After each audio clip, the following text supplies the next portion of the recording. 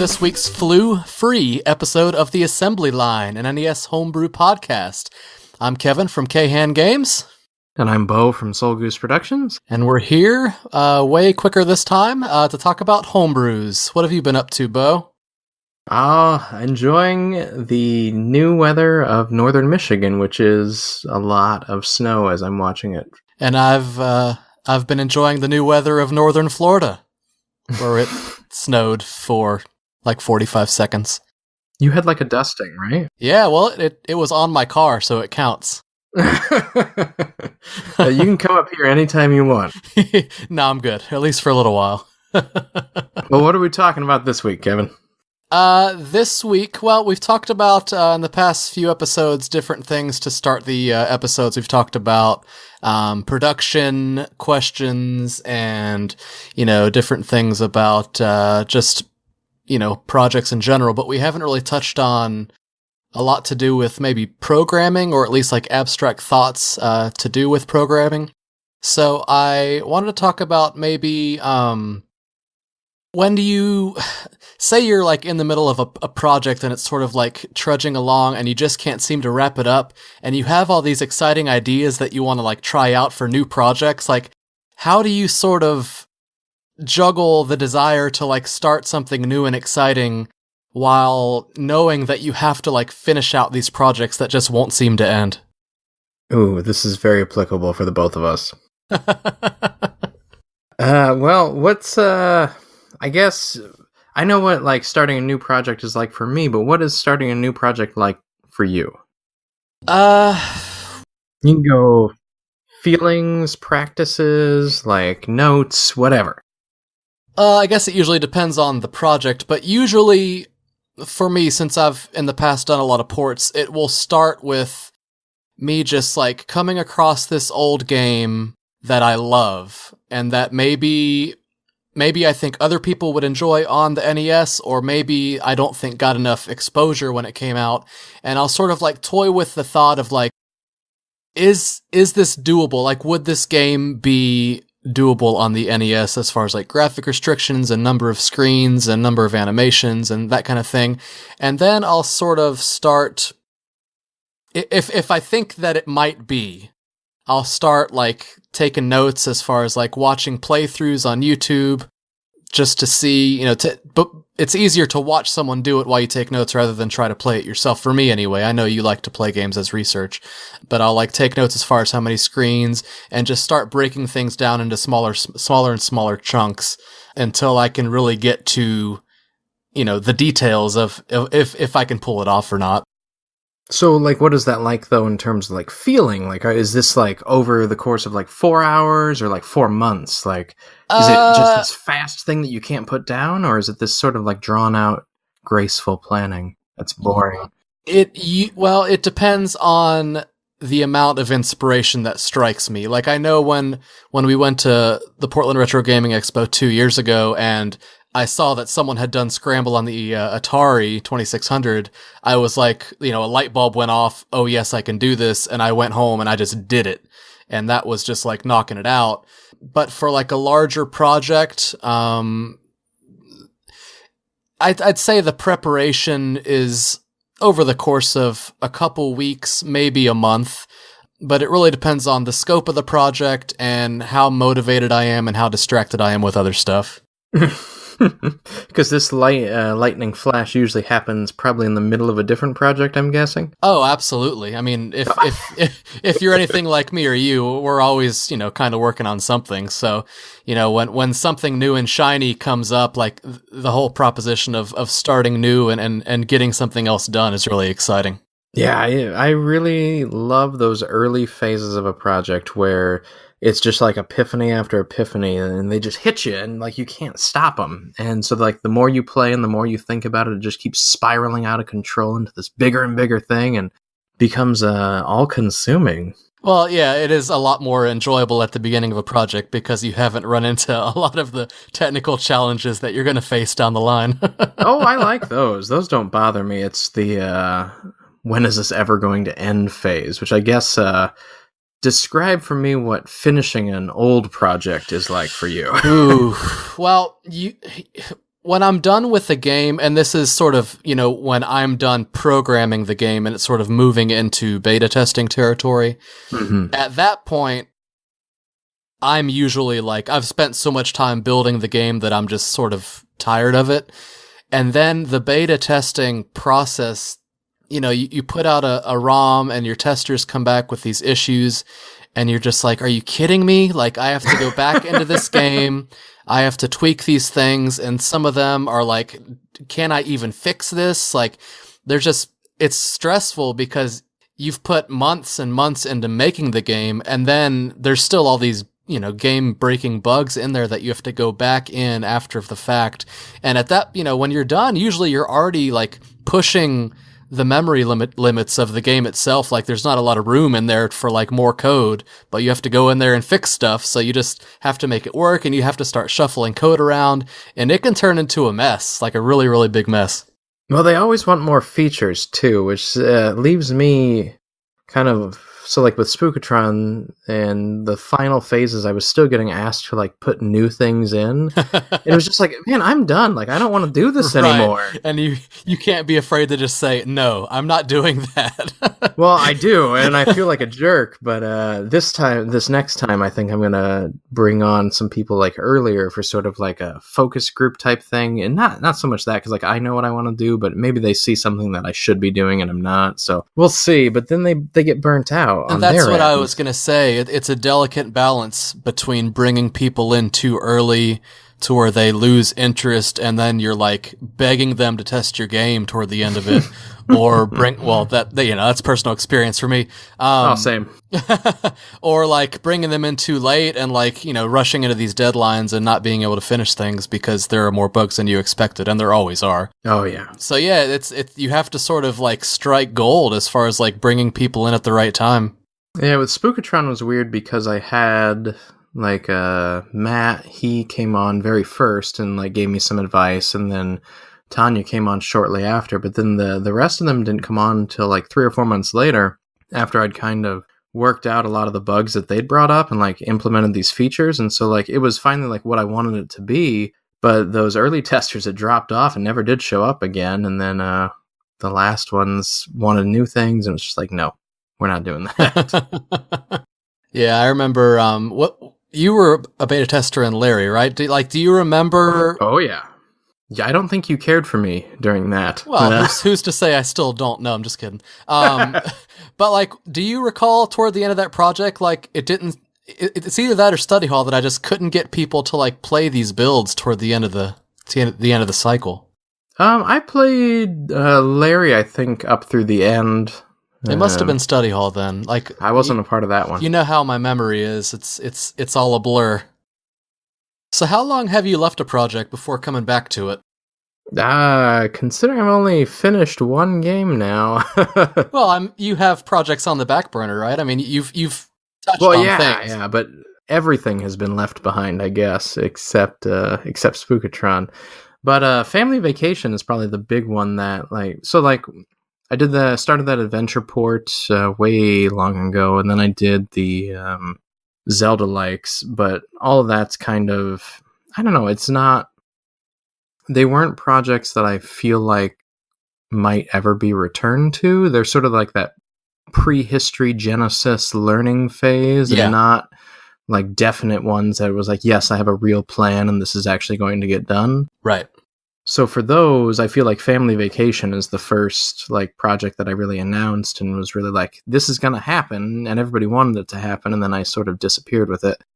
And that one I am currently returning to at the moment. So it's been, I really hit that hard in 2015 and did a bunch of work over probably 4 or 5 months. Like, I had most of the game done, and then I ran into a couple issues, and then life happened and sort of got on to other things. But as a whole, like, that's 2 years ago, I guess. Jeesh, which is rough. I remember thinking, I was like, I'll be done by December of 2015, and now it's, I guess, December of 2017. Now, when you went back to the game, after that long, did you have to recode things, or did you sort of go with what you had?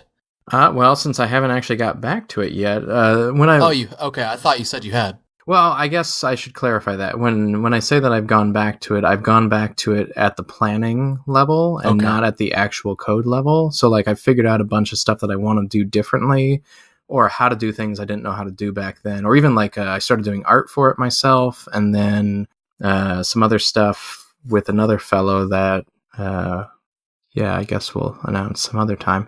But hypothetically, you think you're probably going to be changing some of the code you wrote back then? Yeah, well, I guess because I haven't gotten back to it yet, I don't know. Like, I'm tempted to keep it because, like, so much of the core engine was done, but at the same time, like, I'm a completely different person than I was 2 years ago. Like, I know so much more, and I could probably write it so much better, but I'm not really sure if I need to. So it's gonna be an interesting process once I do get back to it. Yeah. Now, what about you? You've done quite a few projects that you've left on the back burner for several years. Yeah, I definitely have you beat as far as the number of years that they have sat. I don't know if a lot of people know this, but Unicorn was actually the second or third game that I started.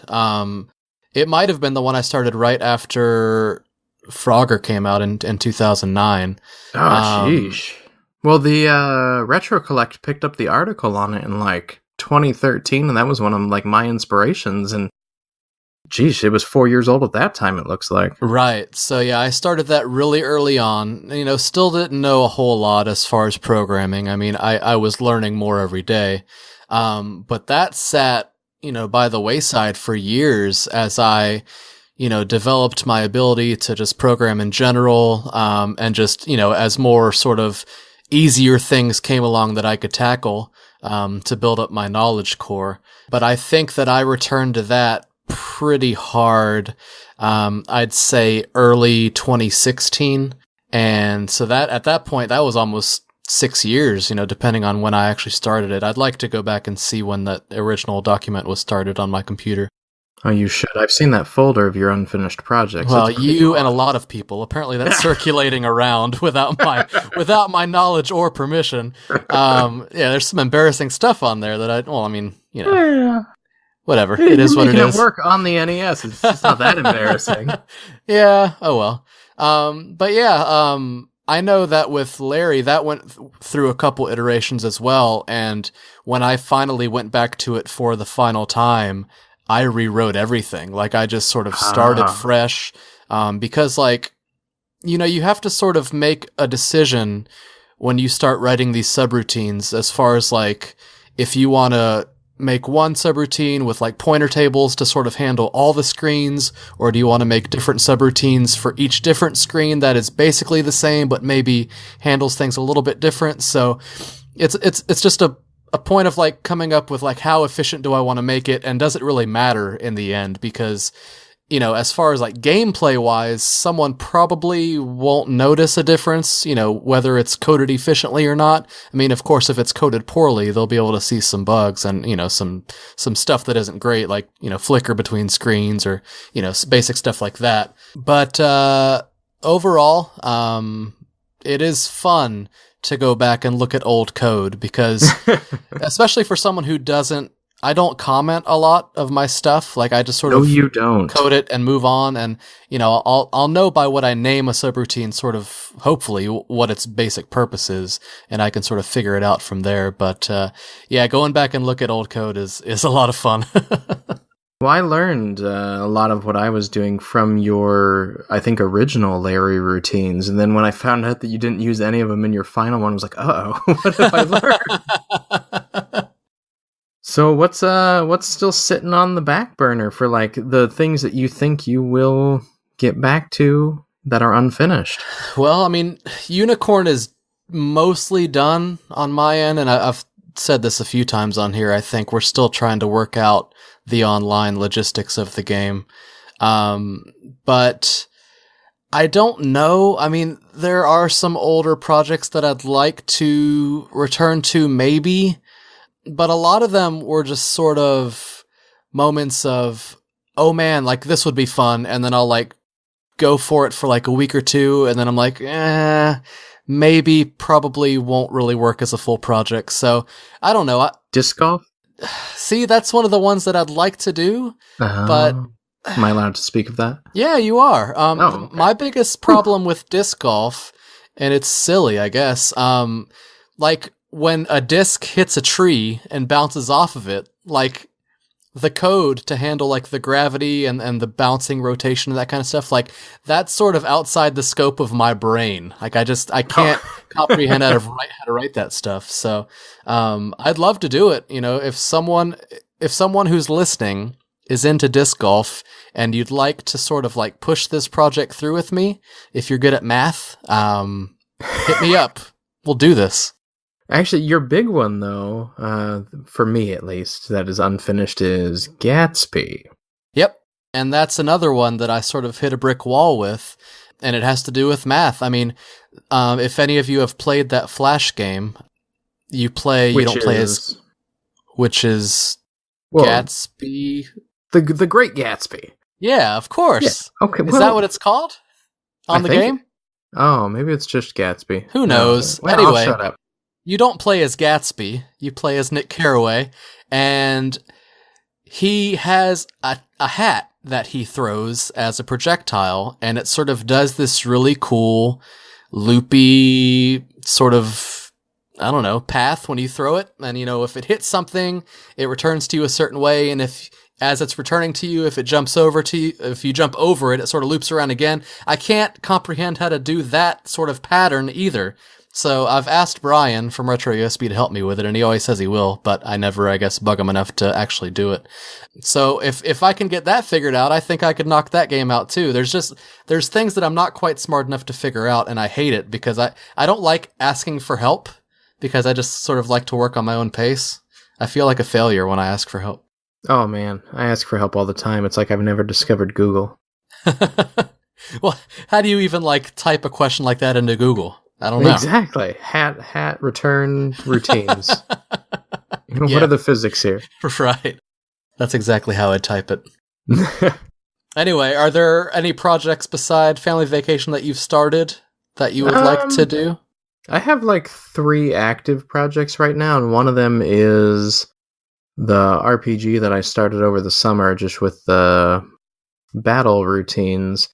And it hasn't been enough time for me to have to like call it like a back burner project. It's still like active in my mind, and it hasn't been like long enough that I've really forgotten it. So it's still like an active one. And then pretty much everything before Family Vacation, though,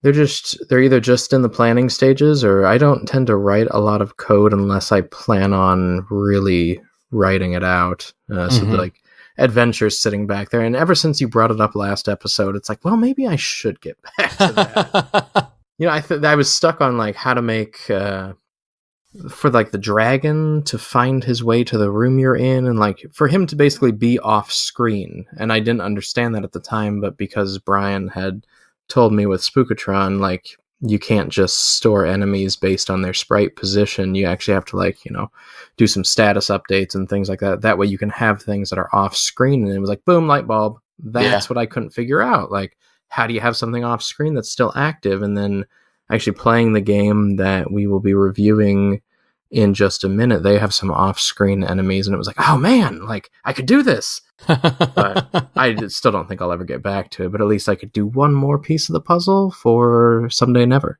I'd like you to, because I had an Atari growing up, but I never played that game, so I'd love to give it a chance. I still haven't played it, so there's that.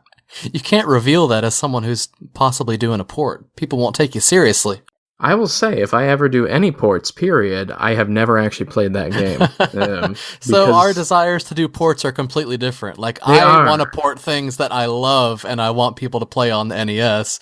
You port things you've never played. Well, I want to port things that I think are sort of like neat at one level or another. I don't know. It's a weird thing. But like, how do you think that they're neat? Like, how do you learn of how these games are if you've never played them? Do you like watch videos? Like, how did you learn about a potentially cool game? Well, even like Family Vacation it's not a port, it's like an adaptation of the Oregon Trail, but I really hadn't played the Oregon Trail since middle school, and I just used to shoot squirrels. And hunting was the best part, for sure. Even when I went to go back, like to start it in the summer of 2015, I think I took like 1 or 2 looks at it, but I knew the basic concepts of what was going on. Yeah. And I just sort of applied those. Same with Spookatron. Like, I hadn't actually touched Robotron when I was already starting to program it in my head. It was just like, you run and you shoot. Like, let's build a game from that. So, I don't know. I see different things about them. I can see a screenshot of a game and be like, yes, I want to do something like that. Right. That's a really cool thought. Like, I hear of, movies that are made of like people that say they were not spiritual successors, but like someone saw something back in the day and they never refreshed their memory on what that was, but they're just using the feelings and their thoughts of like what they think that it was, and they're making something with those thoughts. And that's a really cool way to do things, I think. Your mind can do like crazy things, and that's one of the reasons too. Like, as much as I like to research things, I will not actually touch the like central object of that research. Like, I'll look into little like side pieces, but I won't actually go back and play the Oregon Trail all the way through. Well, I could try, and I've never beaten that game, so I don't know. I'm terrible at it. That's one of the criteria for a Family Vacation. You have to be terrible at the Oregon Trail? No, your whole family dies every time. Oh. Awesome. I'm going to beat that game. Yeah. So do we want to move on to talking about the game of the episode? And that would be what, sir? Haunted Halloween 85. HH85, as she is also known. Man, so I've played this game when it was sort of debuted back in Portland, and I guess we can get into how it came out and sort of our personal exposure to it. But I want to say that I've never given it a real serious attempt until we were preparing for this episode, and man, like, it's good. It's a lot of fun. Same, like, I had sort of played it in Portland, and I've picked it up here and there for, a few minutes at a time, but for as many homebrew games as I have, the podcast here is one of the reasons why I've actually gotten to go back and, devote some solid time to them. So this is sort of my first playthrough on it as well. Nice. So when you hear the words Haunted Halloween 85, tell me your initial thoughts that come to mind. Based on what I know about it, or just the name? Just the name. It's not, I mean, of course what you know about the game, but like, yeah. When you hear Haunted Halloween 85, what do you think? Like, I personally think hyped platformer. Like, people, they have such a big fan base that they've developed with these Haunted Halloween games. And I knew they had to be good because, like, for a game to sort of pick up that sort of following, it would have to be good on some level. So it was really exciting to me personally to sort of rip into it and see firsthand, like, what all the fuss was about.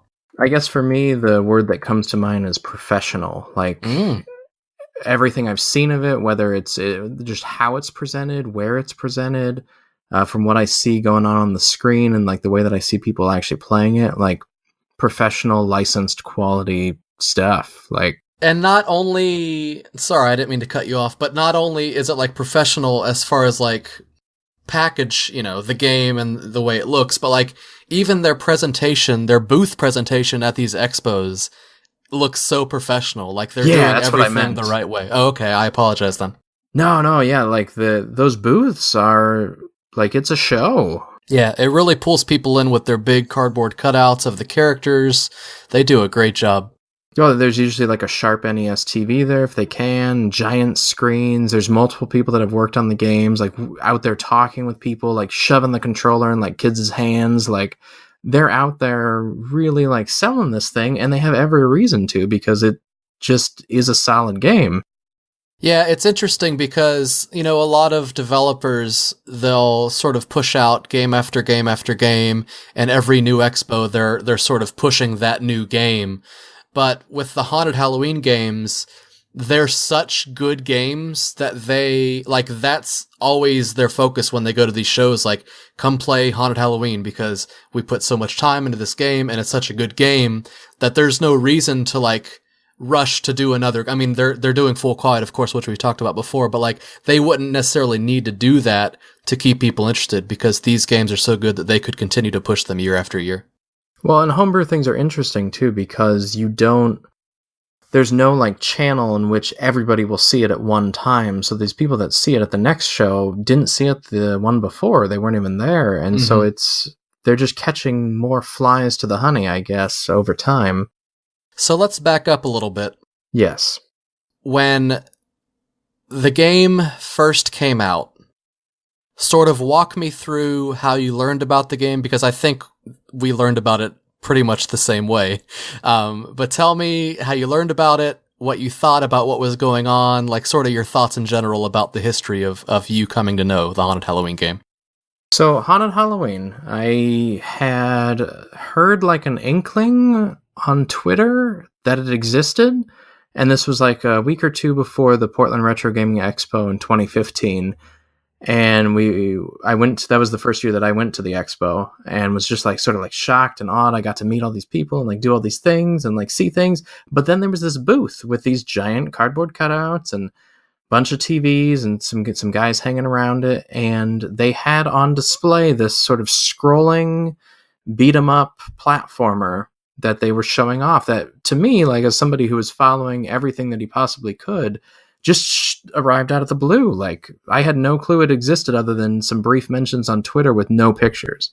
And that's what I was going to say. Like, it's so hard, as someone who tries their best to follow everything that's going on in the scene, for lack of a better word, the fact that such a big, polished game could come out and I have, like, no idea about it, like, I couldn't wrap my head around it. Like, how is this game existing at this moment? And I had never heard, because this had to take a long time to develop. I mean, it's a scrolling platformer with multiple levels. Those two things right there, scrolling and platformer, are enough to shock and awe most people. Yeah, it's basically as hard as you can get as far as like programming for the NES. And they went right after it on their first project. Yeah. Like, yeah. It blew my mind that I didn't hear any rumblings of this game before it came out. So I want to talk about the gameplay first of all. And we had mentioned that it's, sort of like a scrolling beat 'em up platformer. The graphics are a little bit reminiscent of River City Ransom, and we can get more into that, a little later on. But the controls are really solid. There's lots of things to jump on. There's like, you come across this sort of playground and you can like walk on this slide. Like, it's really interesting to me because you can tell when you're playing a platformer, with collision of different things that you can jump on, how well it's programmed, I guess. You can tell the competency level of the programmer, depending on the terrain and sort of how they handle the collision with the terrain. And I could tell right away. I was very impressed. The guy who programmed it, you and I both know him as Teppels. He's pretty big in the NES community, but not knowing, like, just going into the game, not knowing who programmed it, it feels very, very solid. It's a really, really good game. Well, that was another thing too about this game sort of coming out of the blue is like I didn't know who programmed it for the longest time. And then once I found out, it was like, oh, that makes sense. So the way the game works, you're this new kid who's, I guess, moved into town recently, and you're trying to make your way to the school because if you don't go to class that day, you can't go to the Halloween dance after school. And there's a girl that you sort of made plans with to dance with, and like you have to get to school or otherwise you're not going to be able to dance with this chick. But on his way to school, he realizes very quickly that things are not what they seem. There's lots of creatures out and about, trying to kill him. So you're just playing this beat 'em up of like killing these different enemies, trying to get to school, but you're like going through these different areas throughout town. Like there's a playground, there's a movie theater. What are some of the other places, Beau? Playground, movie theater. There's a woods, a cornfield, a cemetery, and then like your home street. is one of the levels as well.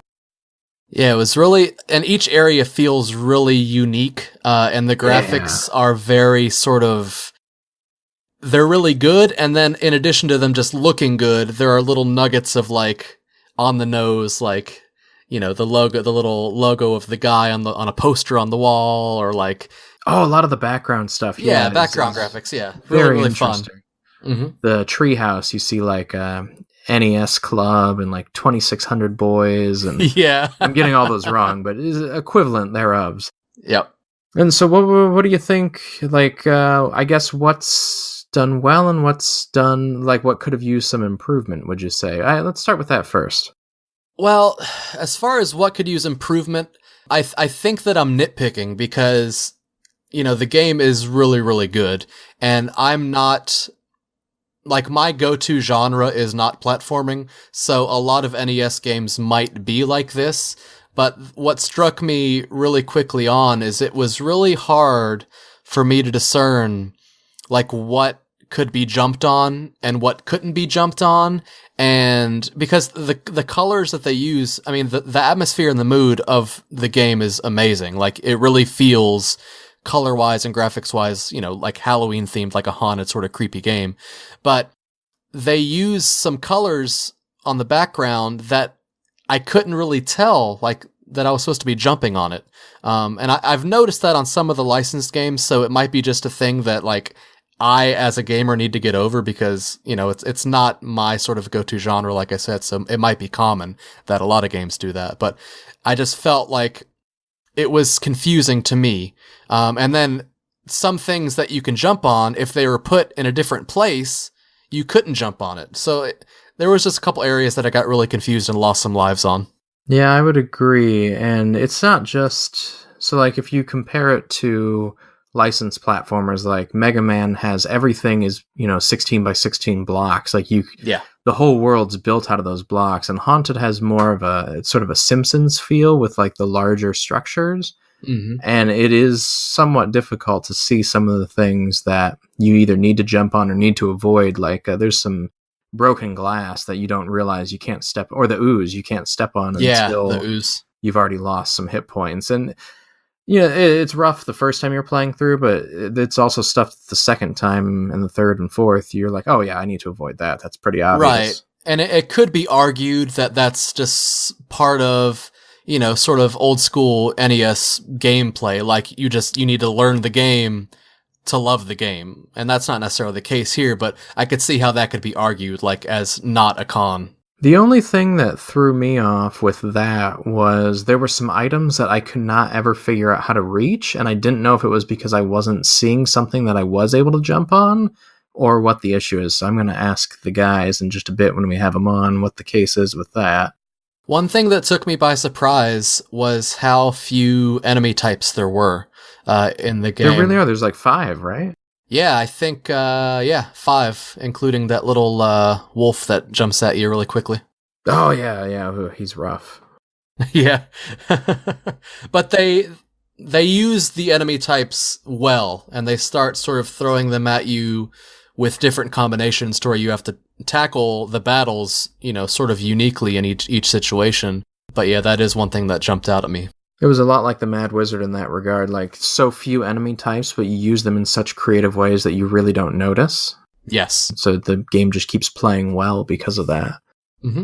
Now, the only other thing I noticed that like could have used a little bit of work, I thought at first, was the controls are kind of slippery. It's like you're on ice, but you know, by the end of the game, I was perfectly comfortable with it. I didn't miss any jumps onto like platforms with pits, like so. It was a first impression that I need to discard because it was pretty solid after that.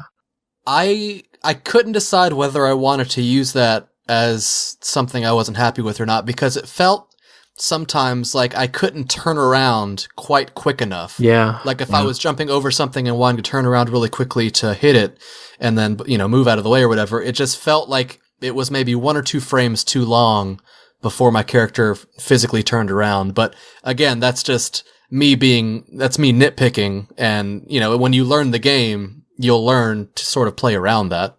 Well, that was part of that is, I think, because of one of the features that they have in terms of multiple character actions. You can turn back and forth and punch really quick without actually moving in place. And so it comes in handy a few times when you have enemies coming at you just with a slight delay from each side, and you gotta score a punch on one, jump to the other, score a punch on that one, just keep flicking back and forth, but not actually move off of like that pipe in the middle of the pit.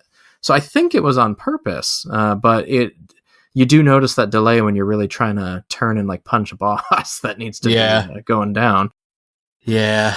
And the last thing that I'll even mention, and it's just stupid nitpicking that I'm sure the developers want to punch me in the face at this point. I felt like the story sort of went on, like, there's a difference between like setting up the story and sort of letting you know exactly what's going on and like going into like verbose detail about it. I felt like there was a little bit too much text at the beginning of the game, because like I just wanted to start, beating the hell out of some monsters, and like page after page of like setting up the story, I'm like, yeah, I get it. Like, let's go. See, I wouldn't know because I played the Japanese version that has the Japanese text in it. So I was like, I like listened to the music and like waited for like some of the images, but I was just sitting there like drinking tea and kind of not being able to read anything. So I knew something was going on. So you didn't even know what you were doing, like what the purpose was. I could figure it out. Oh, okay. More or less. Well, let me talk about some things that I loved now. Yes, this is where I really like to spend the time. Yeah. Like, I hate being negative because I do love the game. Well, man. It's easy with this one, though, because any negativity was pretty much corrected in the sequel, Haunted Halloween 86, which we'll talk about some other time, but, like, they weren't things that the developers got defensive about or decided, like, weren't a big deal. Like, they actually took the time to make a better sequel based on the feedback. So anyways, tell me some of the positives. Oh man, like I mentioned, the different areas, they looked so cool. My favorite one, and it's probably a lot of people's favorite one because it's so unique and I'd never seen it done before on the NES. The movie theater, man. Like when you go in there and you're like, your character goes behind the screen and like, visually it looks so freaking cool, man. Like you see like an outline of yourself like beating up stuff. Oh man, it's awesome. It's a lot like in The Simpsons where you flick on the 3D glasses and everything turns to just like black and one other color. But yeah, that movie theater was my favorite by far.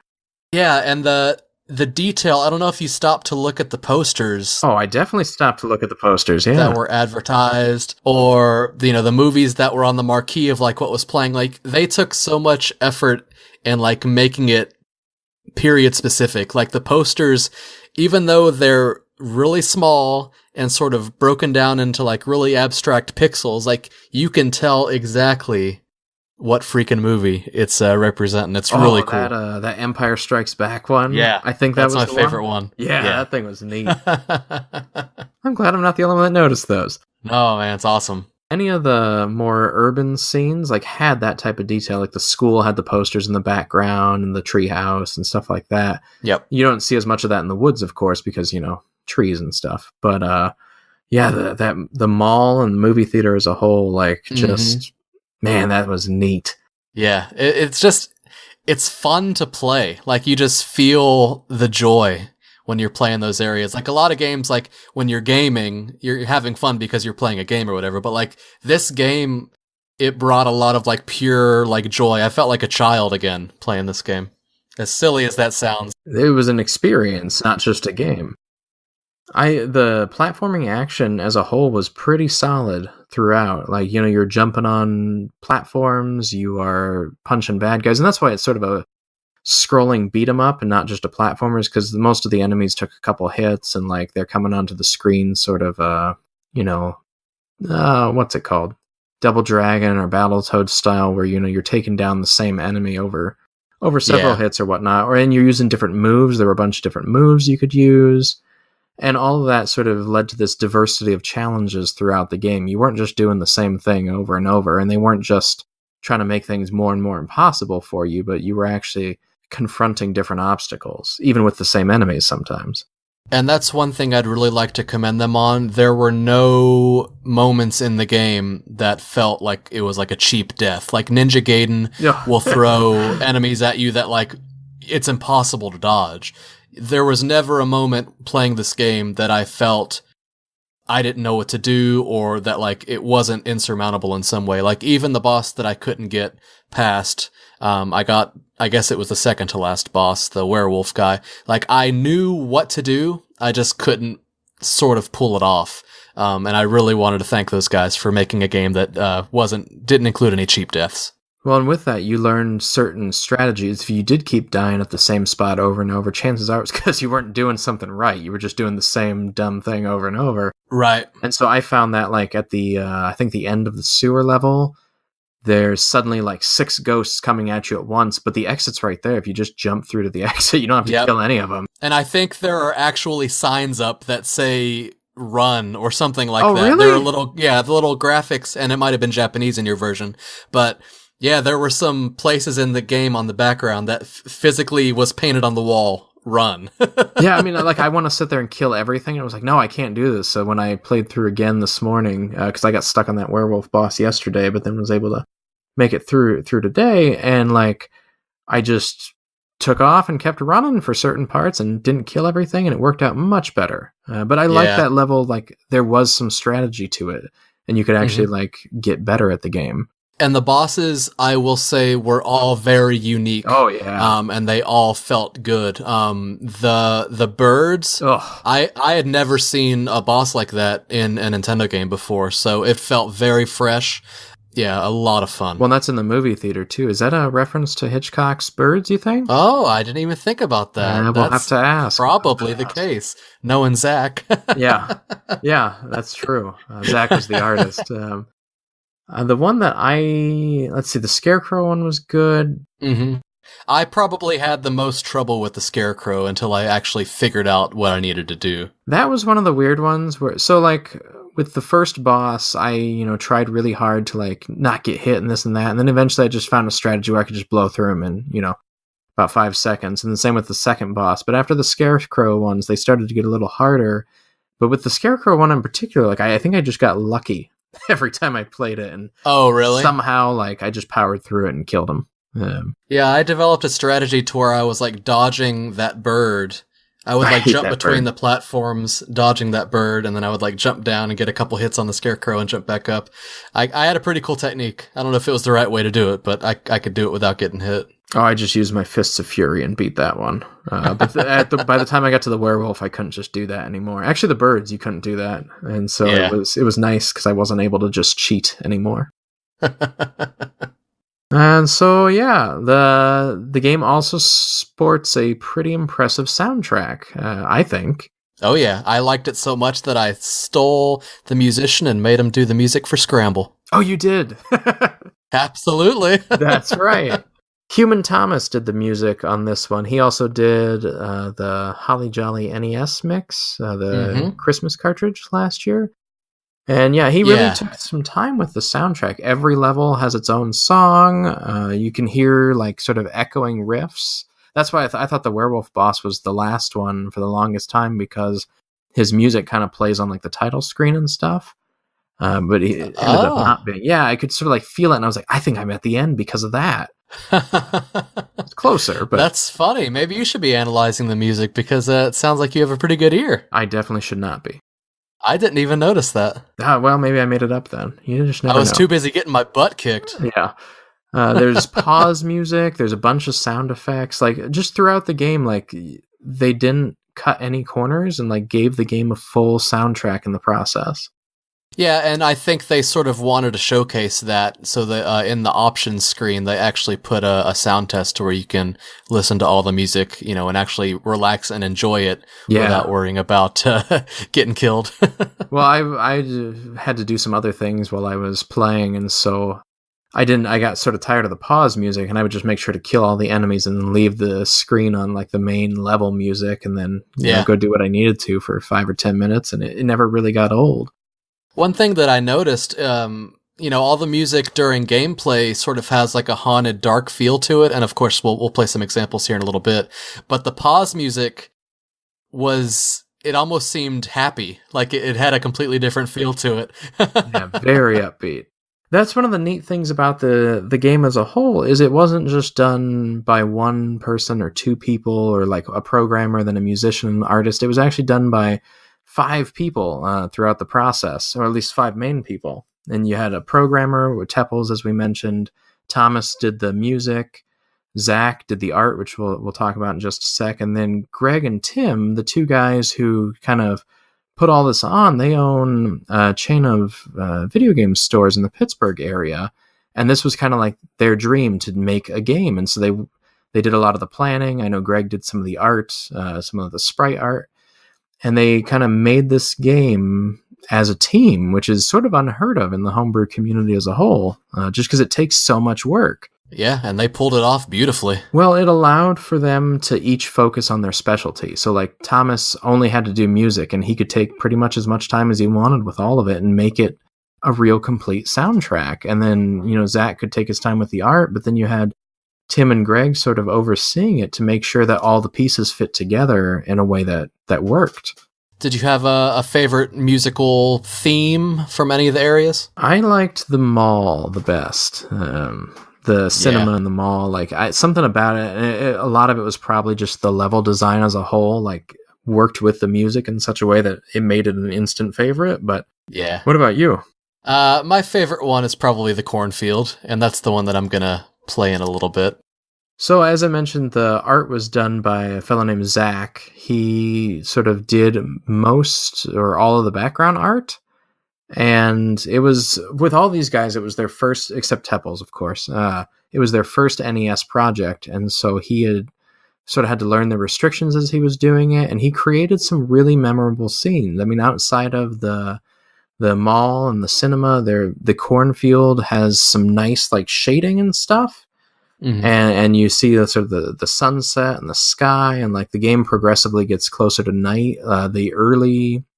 It's not the cornfield. I think it's the woods. That section before, it's got the pinks and oranges. It looks like the Indiana license plate from the early 90s.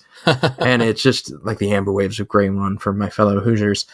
But yeah, it was just pleasing to look at throughout. And they did some neat things with the enemies. Like the bats are all black, and they are often on an all black background. And so except for the eyes. Except for the eyes, except when they're falling. When they're falling, you don't see that. And so they really worked enemies into the backgrounds in a way that a lot of games don't. I don't know, and they used a kind of an interesting perspective. A lot of it was set on sort of an isometric 3/4, but the main section was still all, top or, straight side-scrolling, side-screen views. And not a lot of games do that. I know like Batman did some, and then Simpsons, of course. But it's sort of a trickier style to work with because you have things like shading and whatnot. And Zach did a really great job with all that. I can't even imagine how overwhelming that had to be. Like, to not only not know the system's limitations, because it's your first project, you're figuring things out as you're going, and to have such a massive game to have to pull off.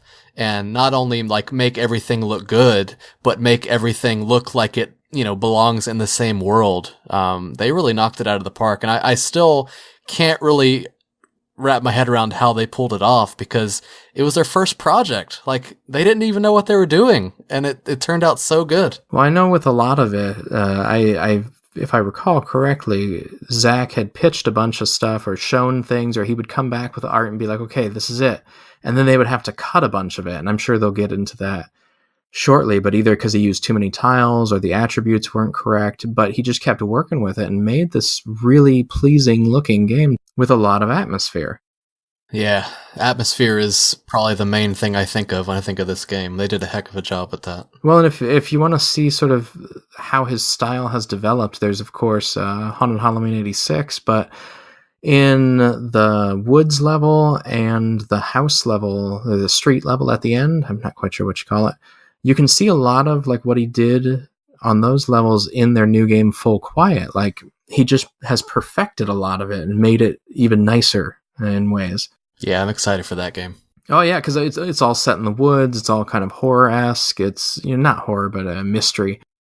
And they do a lot of like creative things with how they do backgrounds. And it all stems from HH85. They definitely set a nice foundation to build upon.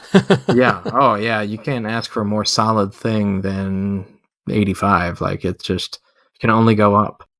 How much, as a developer, would you love to be able to create a property that's so good that you can like spawn sequels off of, that people will sort of eat them up? Like, that's a dream. Ones that are actually worth spawning sequels for, like exactly. Beyond just like your own desire to make a sequel for something, but like one that people are genuinely excited to like wait for and anticipate. Yeah, and like I said, they have a fan base. Like, they have people that follow what they do and give them feedback, and just like, they're involved in the whole process. Well, and they set themselves up for it well with the, Haunted Halloween 1985 came out in 2015. So there was that 30-year difference. And then in 2016, 86 came out. And so we were all, sort of waiting for 87 to come out this year, but then they did Full Quiet instead, which is awesome. Like, you got to get off that path that you're on every now and again and try something new. Mm-hmm. But like, the anticipation was there, and was like, oh no, there's not going to be an HH87 this year. Like, what's going on? We're used to this. We want more. All right. So let's look at this overall, sort of objectively. What do you think? Would you say it's fun? Yes. And I don't Would you say it's a lot of fun? I would say, because they put in some different difficulty options, and it's not just like stupid hard the whole time. Like, if I can beat it, like, that to me is an enjoyable experience, at least for me. Probably, maybe some people find that too easy, but then there's very hard, like the difficulty very hard that limits your number of hits and stuff like that. So I think it would actually be difficult to play. I mean, I played it at normal the first time and kind of got stuck, so I had to put on the little pink pants and play the easy mode today. But I was going to ask you, is that what the difference between the difficulty levels is? Like, the number of hits that you can take, or the number of like continues? Like, do you know what it is? I'm pretty sure it's the number of hits based off of... Okay. Because when you're in the options screen and you flick between them, it has in parentheses a number, and I'm guessing that is what I don't think it's continues, because you can actually get unlimited continues in the game by sort of farming the soda serum soda? Mm-hmm. Soda serum. Yeah. And so and you're wearing the pink pants like in Battle Kid, where you're wearing the pink armor, and I think it's the number of hits. Okay. If not, I got through it and I took the normal number of hits, so What about you? Did you enjoy it? Oh yeah, man. Like I mentioned, I mean, I haven't had that much fun playing a game in a while. It really did make me sort of feel giddy, because there was this beautiful game that I got to experience. And, a lot of the homebrews that come out, some of mine are included in this, like, they're fun, but they're just a small sort of, I don't want to say mini game, but there's not a lot of depth to the game itself. But this game really brought it in spades as far as like atmosphere and just fun factor in general. Yeah, I had a really good time. I had a couple beers and just kicked back and kicked some monsters' butts. Well, it really hit like licensed levels of depth in terms of the number of levels, the number of bosses, number of enemies is probably the only thing that it was a little short on, but it never felt like it. So I'm not really going to hold that against it. But in comparison with other licensed games, that'd be about the only area. Yeah, it felt like it had a good length, to where if you really wanted to, you could sort of perfect the game and do like speed runs and things like that. So, they really did a great job, in all aspects. Well, there's no password, so you do have to play it all in one sitting, but it's also the right length for that one sitting. Right. It's not too long to where it gets uncomfortable, or you feel that like you have to push on to get through it or something like that. Yeah, but you're also not done in a half hour, so it's nice. Well, it's not too much longer than that, is it? Maybe twice that long? I know. If your first time through, probably takes a couple hours. I think I beat it today I think I beat it in about an hour and a half, but I'd already played up through the werewolf, and so like that part went much faster when I finally was able to play the whole thing at once. And then probably half my time was spent on the last level and the last boss, just because I was being super careful with everything, because I knew I was at the end and I didn't want to die, basically. Yeah. So the game itself came out, in Portland in 2015. Was that cartridge only? Do you know? So in Portland, there was that was the year that they did sort of like the Back to the Future spoof, and on the cartridge that they released, it had the little PRGE logo from that year, which was Marty McFly's hazmat suit, Yeah. and it said on there PRGE edition, and that was it. And there was not a whole lot of those made. I accidentally sent mine to somebody else because they'd asked me to pick them up a copy if I could, when I texted them and they was like, this new game's out, and they were like, get me a copy. And so I picked up two, and the other one that I picked up was called The First Pressing, and I sent him my nice rare PRGE special. So it took me a while to find another one of those. Oh, you got another one though? Oh yeah. I've got like 5 copies of this game at this point. But yeah, so those were the two at the show. Were The First Pressing, which there was some more after the show that existed that they didn't sell through, and then the PRGE copy. And then after that came sort of the general release for the masses, and that was a gray or green cartridge. And then they had so much demand for box and manual that they had to start making those after the fact.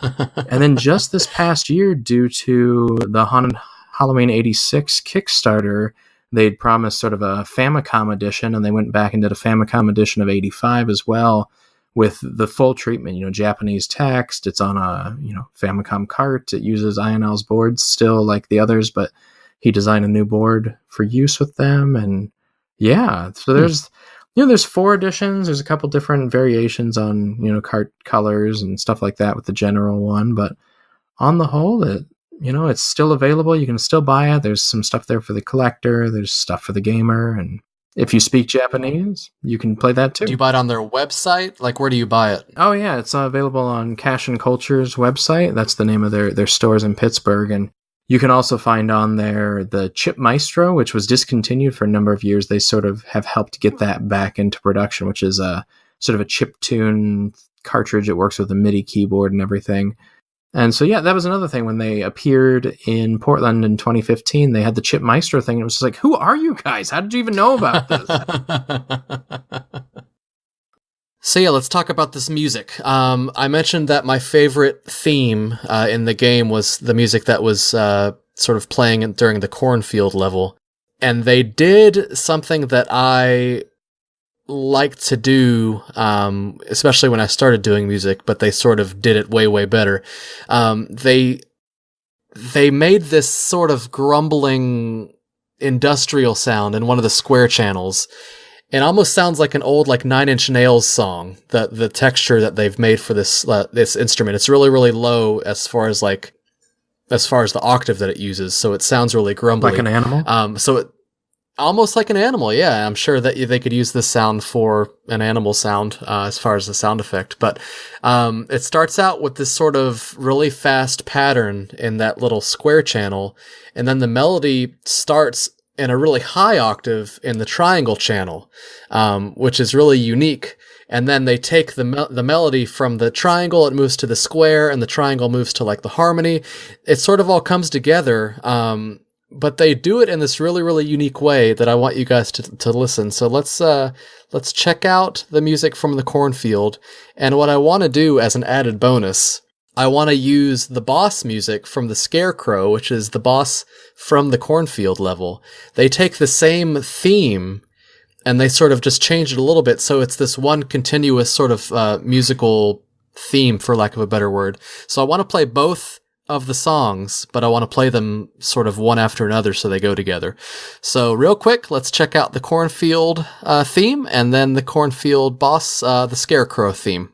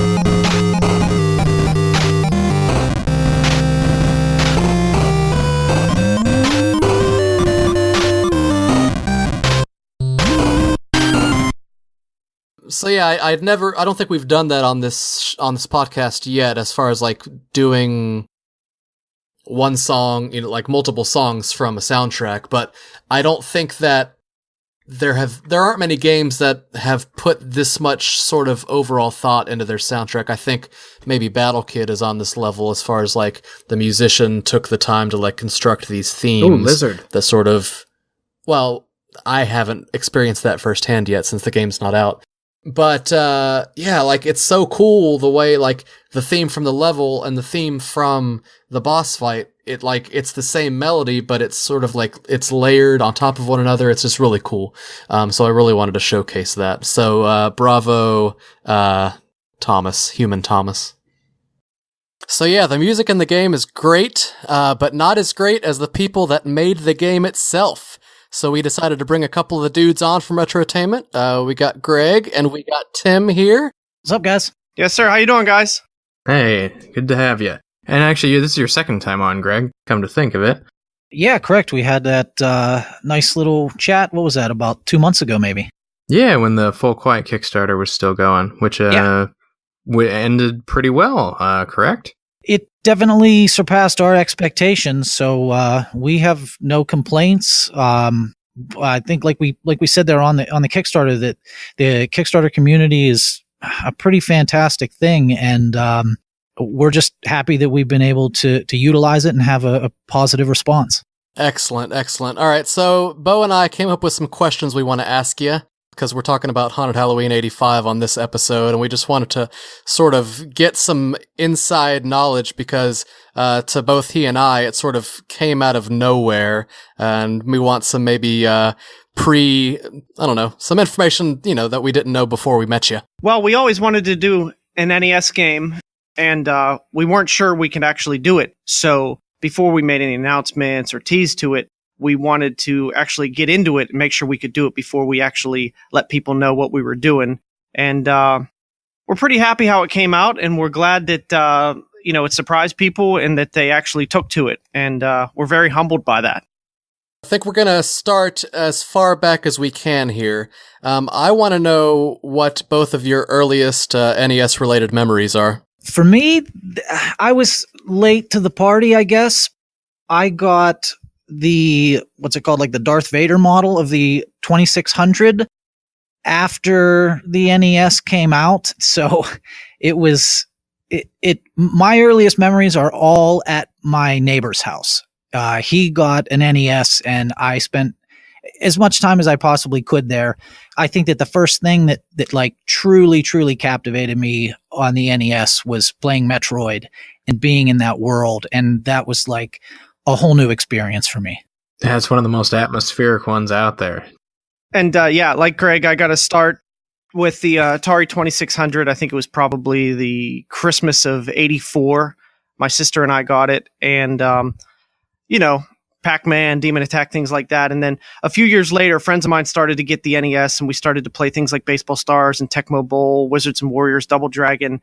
And at that point, you get hooked, and I actually had a Sega Master System, unlike most kids. So I didn't have many kids to trade games with, or, so it was pretty tough. So I spent a lot of time at other people's houses and just playing as much as I could. Did you play Baseball Stars a lot? Oh, yeah. Yeah. Greg and I, we've been a part of many tournaments and many leagues. Of all games that game ever, that has to be the one that we've spent the most time on. Just playing tournaments over weekends, like drawing it up, sort of like putting players, making them up on graph paper first, rolling dice to build their attributes, and then going in and playing the lovely ladies a million times to build up your bankroll, and then actually building the team that you made on paper. That would take us an entire day, and then we'd start a series. So you guys didn't use the cheat code, the down, right, left, down, right, up, to create the super players? We wanted to be able to build like different caliber players and then do sort of like a draft. It was kind of like fantasy football or something, or like early stages of that. Plus to like keep teams in check and make sure that we were starting all around the same spot. Yeah, I can't tell you how many times we've fought or screamed at each other over that game. So when did you guys actually like meet and start hanging out and playing games together and stuff like that? Well, I pretty much third grade is when we met. And we actually got in trouble for trading baseball cards during class. And from there it was just, we just pretty much did tons of stuff together, played in bands, started businesses, started making games.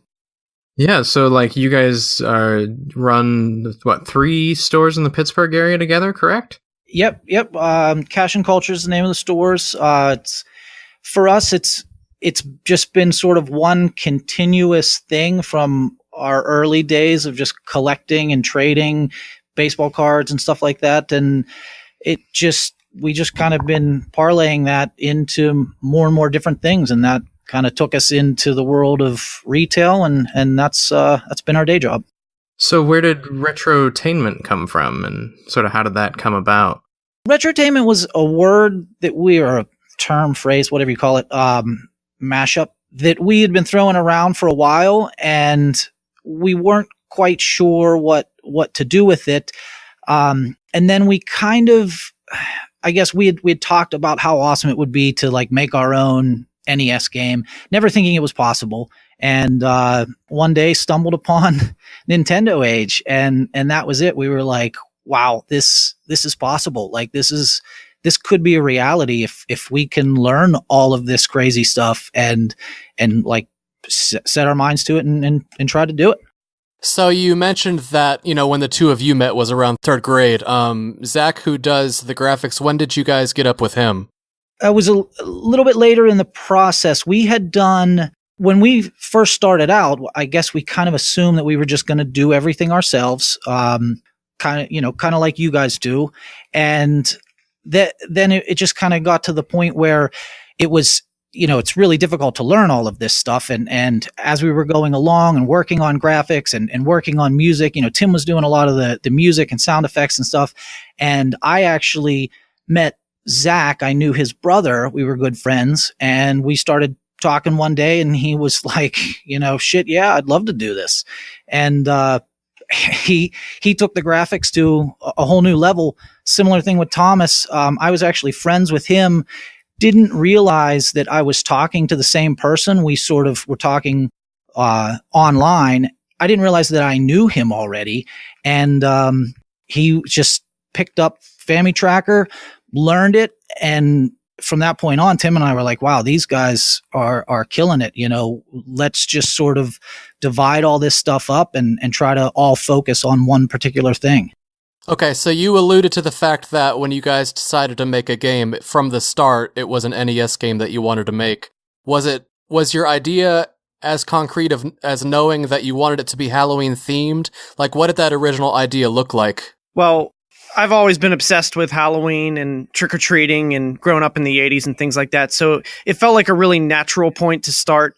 Plus, when I was a kid, I always wanted to play a game that was Halloween themed based on, trick-or-treating ghosts and goblins and things like that. So it was almost second nature to make this game, in my opinion. Yeah, definitely. A lot of the stuff, like he said, it was things that we sort of wanted to have back in the day. And, yeah, like, there's a lot of our local haunts that are actually in the game, the malls and the food court and, playgrounds and schools. And there's so much of what we grew up with that we've taken from that put in the game that a lot of people like on Nintendo Age might not know, but a lot of people around here in Pennsylvania, they actually see it, and it's pretty cool for them to see it on screen.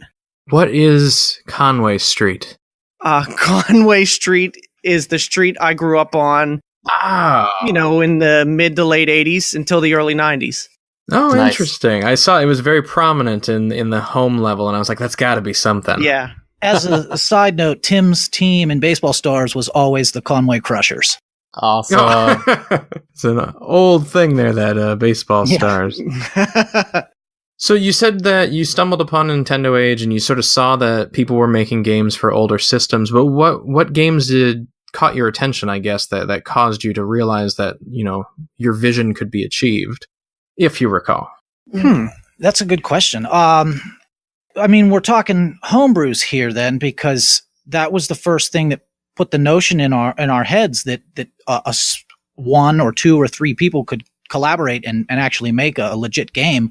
I would have to say that the first thing that I the first thing that I actually saw was hacks of other games. And I was like, that's odd. Like, I wonder how people are doing this. And then investigating that, it led me to what really appealed to us was the homebrew stuff, where I guess we saw the bigger games that were out there, the Battle Kids, Frogger, the Retro USB was one of the first sites we stumbled upon. So we saw the stuff that was on that site. Yeah. And then we saw that they were actually selling their games, and there was like some sort of market that I didn't even know existed.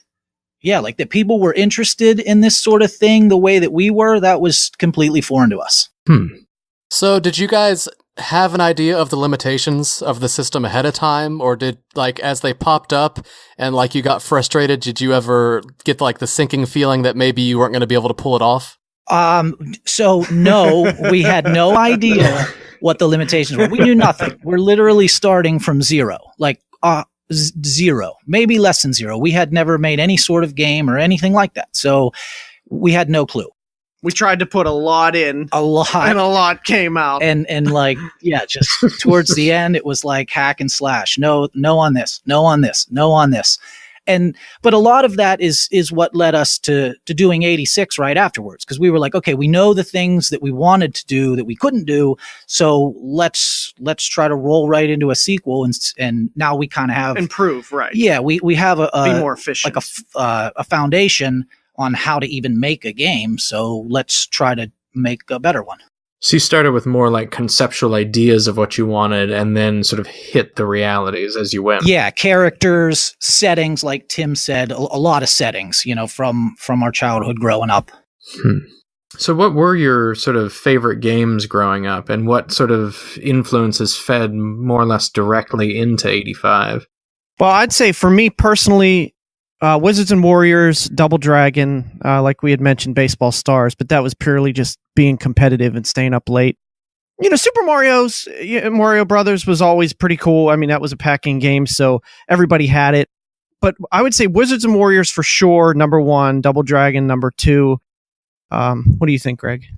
Yeah, for me, I think, like I said, Metroid was huge. Just the way that the game made you feel, the environments, the sound, the footsteps, it was just there's something about it. And then beyond that, beyond the like competition games, Tecmo Bowl and Baseball Stars and stuff, thinking about more like single player games with a campaign would, I guess, Rygar was big for me. I something about that game really appealed to me. And that's, as I tell people, one of the biggest influences on 85 is actually Rygar, trying to understand how they did like recoiling and how high Donnie should jump, and just simple things like that. I was playing a lot of Rygar at the time.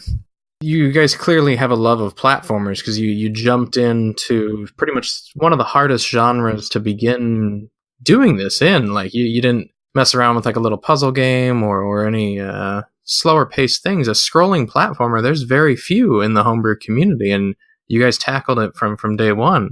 It seems like a daunting task to me. Well, I think we really didn't know what we were getting into, so we kind of just went forward, and with each hurdle we just worked harder and harder. Ignorance is bliss, I guess. Right. So who did what? And the Retrotainment team was made up of the two of you, and then Zach doing art and Thomas doing music, and then somebody else programming at different parts.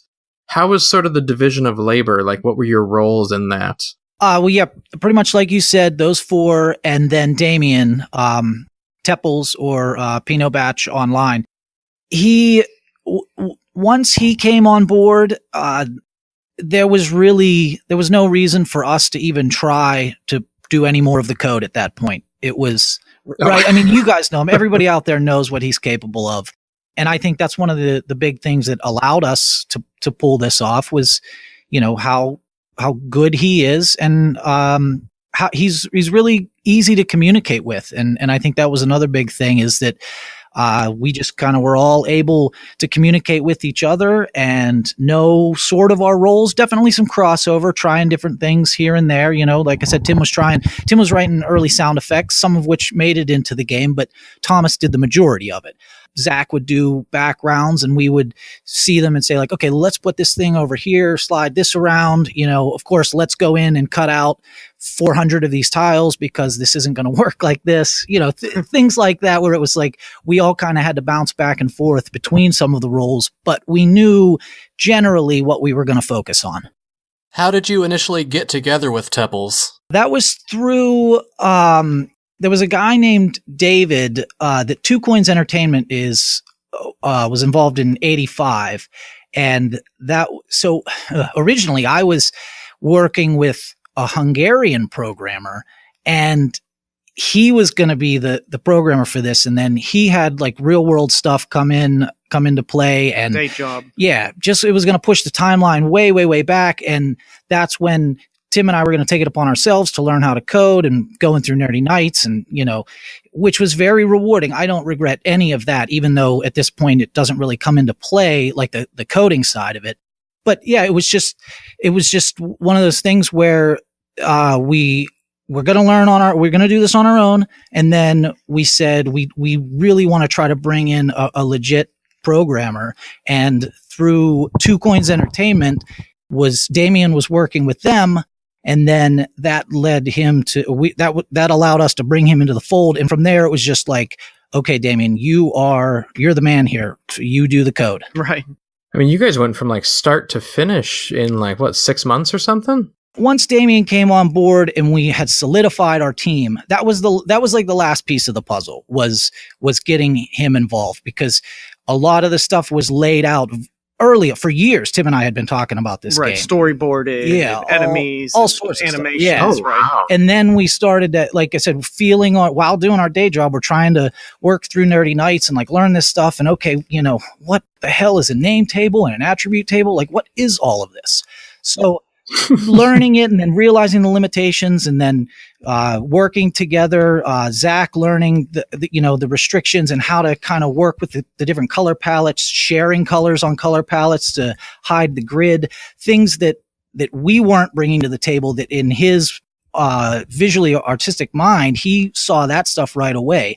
Obviously, you've heard the stuff that Thomas has done with Family Tracker. It's insane. And he's been doing some jobs for some other guys too. Yeah, which is all great stuff. Another thing we love about this community is that people work together, and we think that that's fantastic. All right, so you've talked about, how you guys got along pretty well, and, the game was pretty much finished in 6 months, so I imagine that was a pretty high-intensity time period. Were there times that you wanted to punch each other in the face? Like, what was the worst fight that you had? And, do you remember, what aspect of the game it had to do with? This is going to sound crazy, but we didn't fight at all. Yeah, I don't... The hardest thing probably... There was no time to fight. That's true. The hardest thing was eliminating things at the end. But we kind of knew, I think maybe because we had been talking about it for so long, we just kind of were like, okay, it was always like the goal. Here's the goal, whatever it takes to get it done. I mean, you guys showed up at Portland in 2015, still putting cartridges together. So, I mean, you were really pushing that deadline. Yeah, and that was actually the pre-release. We actually released it on Halloween 2015, which is the same day we opened a store, the same day I got engaged, and then we released a game on the same day. So that was really stressful for me. Yeah, we grabbed those I do things in batches of 3. We literally got the materials for the stuff and drove to the airport. So we had no time to do anything. Again, why we weren't making a big deal out of it online is because it was all so last minute, and is this even going to work? We didn't know. We didn't even have a test cartridge. It was just and I couldn't even go to Portland because I had to man the store. Right. Jeez. So what was that like? You guys dropped basically a professional grade game into the community. Were people excited, critical? How did you feel about the whole situation? Are you talking locally or online? Go for both if you want. Well, locally, it went over very well. Obviously, there's not a lot of... At that point, actually, there wasn't a lot of people that were creating games in the Pittsburgh area. And, a lot of our customers are our friends, so they were seeing it in advance and playing it. And, there's a lot of hotspots and a lot of locale in the game that people can, check it out and be like, holy cow, I went to that mall. I battled those birds in the mall before. It's crazy. So it went over well locally, and I think online and through Nintendo Age, I think it did okay. We get some criticisms as always, but that's art. That's just what happens. So is the game selling well in your stores? Yes. Yeah, I would say it's around Halloween, it does really good. And throughout the year, then it's steady. Nice. Our biggest boon to sales is definitely, I mean, aside from like the initial push you get from like the Nintendo Age and NestDev communities, right, is go into these conventions. And that's like our favorite part of it as well, because we get to meet like cool people, try new stuff out, and try new things, and like get firsthand feedback about the game, and see people's faces when they're like, what is this? When young kids don't even know what a Nintendo is and they play the controller upside down. That's the biggest boon sales wise, and it's the best part, hands down. I mean, you guys know, like Midwest is just awesome. What has been some of the most difficult feedback you've received since it came out, 2 years ago? Well, the funniest feedback I've ever received is when a guy came into the store and he told me, "Oh, I haven't played this since 1985. It sucked then and it sucks now."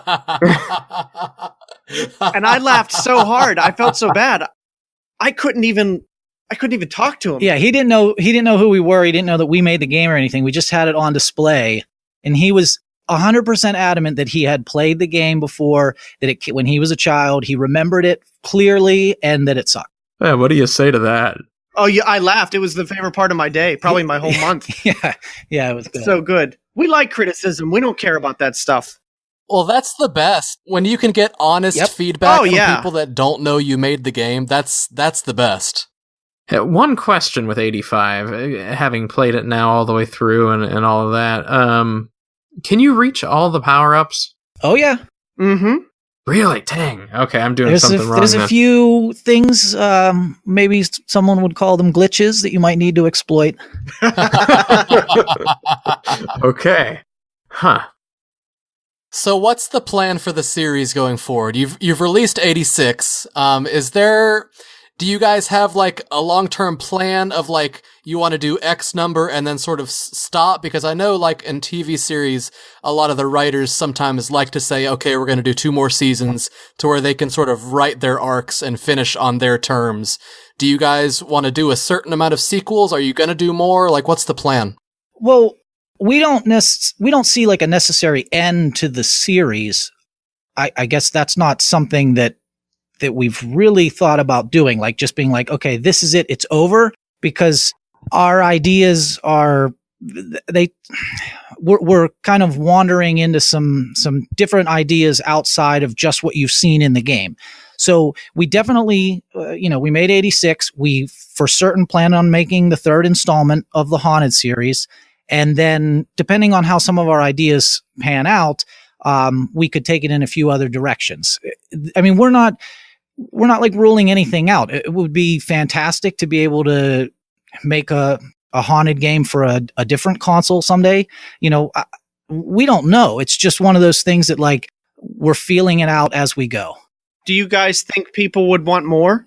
Oh yeah, I think what you've seen at shows and stuff like that, and just the response you guys have had, sort of answers that question for you. I mean, they're high quality production grade games that are fun. Okay. Yeah, and it seems like you guys have a dedicated following, like from your Kickstarters. Like it seems like you have a lot of repeat customers. We're very that humble. Are sort of outside. It's outside the normal circle of people that like Beau and I would normally get. So I think you guys are doing something right. Yeah, I guess that's something that we don't get to see, I guess, is like, who is buying other homebrew games. Like I'm sure you guys have a following and other brewers have a following. Like it's, I guess we get to see you twice a year, and there's only so much conversation we can have in that amount of time. We don't get a chance to get into some of those things. So we're kind of in the dark with a lot of that stuff as to like who a lot of these people are and how other people are doing in the community and things like that. Successful and you don't even know it. I mean, thanks. We can see that like there's an interest in it, but again, we're not video game designers. We're not part of this industry. Like we don't have a lot of experience in it. So we don't necessarily know what's what and where we're going to go. We're just, like I said, we're just kind of feeling it out. And we bury our heads and just work, whether it's marketing or point. creating.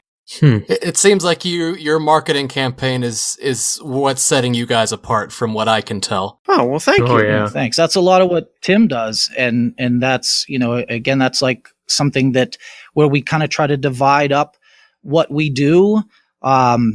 He's responsible for a lot of that stuff. And I'm sure you guys know, you see Tim and you know his humor and stuff like that. So where's the dividing line between like what you do, Greg, and what you do, Tim? Like, how would you sort of define those roles? Ooh. Greg's the foreman.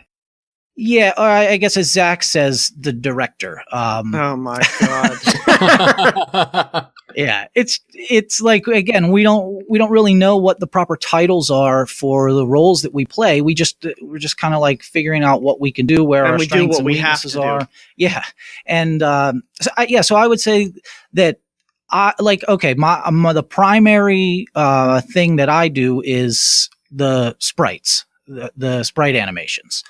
So like for Full Quiet here, this is another step forward I think that we can take, is where in the past, it's been like I would design a character and then animate it, and that would be it. Or Tim would design a character, and then together we would animate it, and that would be it. Now we want to design a character, and then we can give it to Zach, and he can put his twist on it, and then Thomas can see it and have suggestions for it, and then I can get it back and add more to the animation, and we can kind of make more of like a process out of it, so we can sort of like build them and polish it. Yeah, build and polish. Yeah.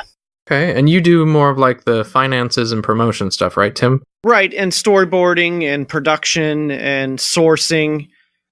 Actually, whatever needs done. Yeah, and there's a lot of things that are not part of the direct development process, where assembling games and things like that people might not think of, but you guys know it's hugely time consuming. It's a daunting task. Yes. And like you said, like sourcing parts and things like that. And all the time we spend trying to brainstorm and storyboard and do preliminary work for things. And most of it doesn't make the games. Like I said early on for 85, he made music tracks and sound effects, a lot of which didn't make the game. And I made backgrounds, none of which made the game.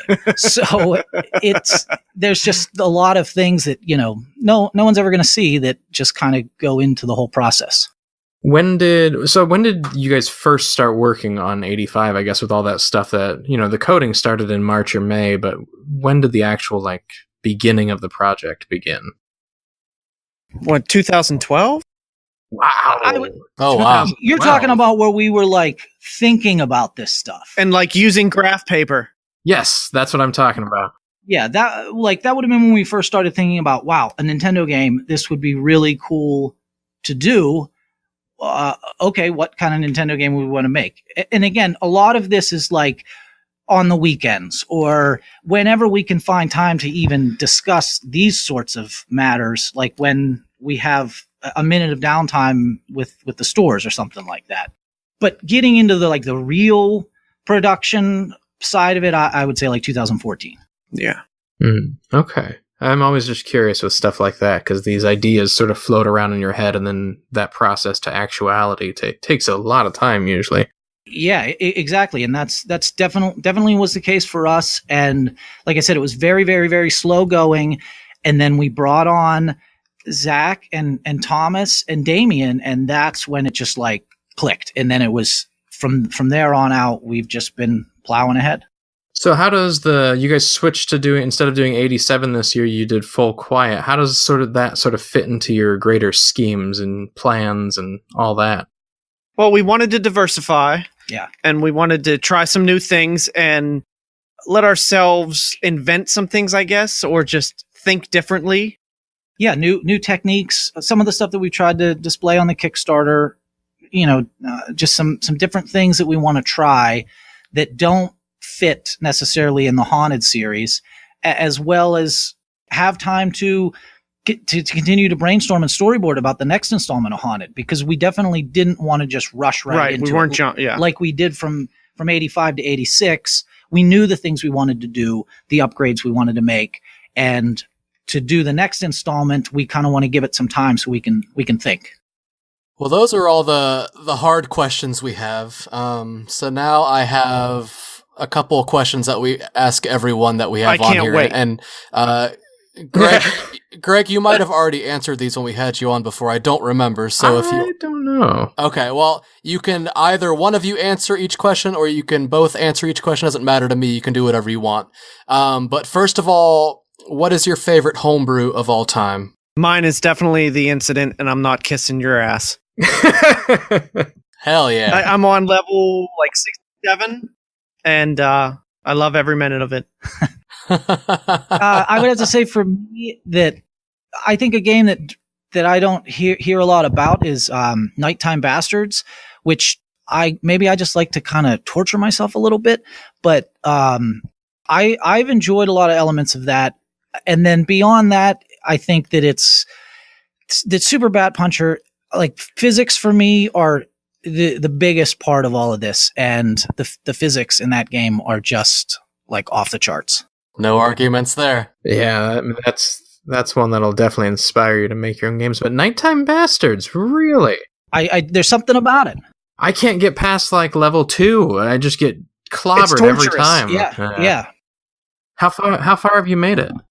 I've probably only, I don't even know. Actually, level 2 took me probably 3 days to get past, of just going back and trying it again and again and again. Yeah. I haven't made it that far. I don't actually have that much time to play games. I wish I had more, but, yeah, there's something about that game. Like I said, maybe I just like to kind of torture myself a bit. Interesting. Huh. All right, so for the next question, you can answer either because of the games that they make or even personality, but who is your favorite home brewer of all time? Oh, wow. I know. These are hard questions. He thinks these are easy. I think they're very difficult. See, this is going to sound... But from a game making, it's got to be you, Kevin. I listen to so many of these episodes, and a lot of people say you, Kev, so congratulations.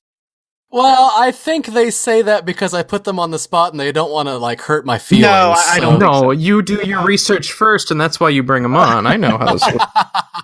I bring on all the people I know love me. Well, there is something to be said for the amount of games that you've put out and the quality of them. So as much as Tim might be blowing smoke, there's without a doubt some legitimacy to that, because there's I'm being honest. A good catalog of games there.